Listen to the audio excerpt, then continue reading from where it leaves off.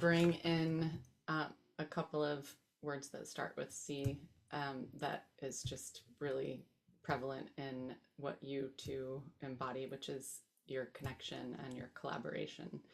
And the curiosity is how that really came into being and what were the original places that you were doing that together. It feels cool to have Amy here on the screen because Amy is the origin story.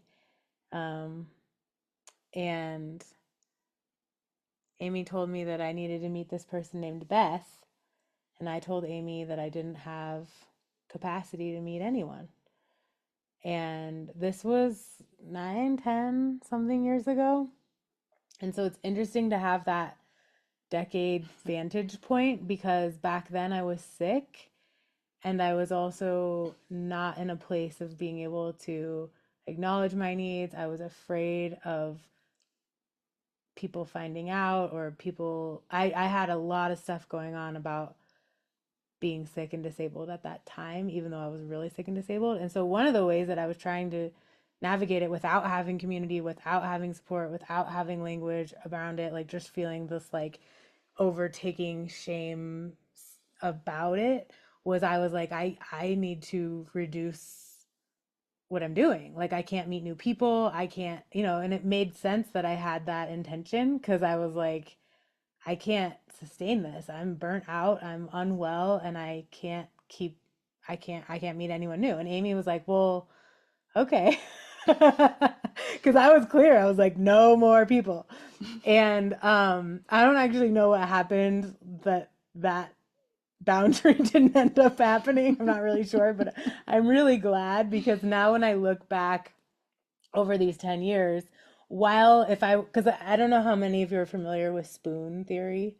Someone might be able to explain it better than me, but we think of like how many spoons we have in a day or in a time frame as like our energy, and like it might take a couple of spoons to put on clothes or to shower or to drive somewhere or whatever.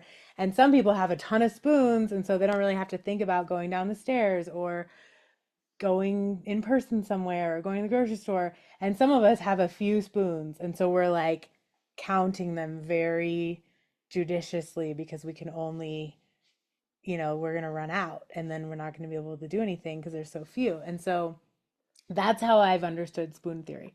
Back then, I didn't know about it. I was not in community at all. But I think in my brain, I was doing that. I was like, I only have a few spoons. I can't meet new people because that's going to take up energy. And what I realize now is that being in relationship with Beth gives me so many spoons. And that it's not just like I have this finite number of spoons that I'm doling out.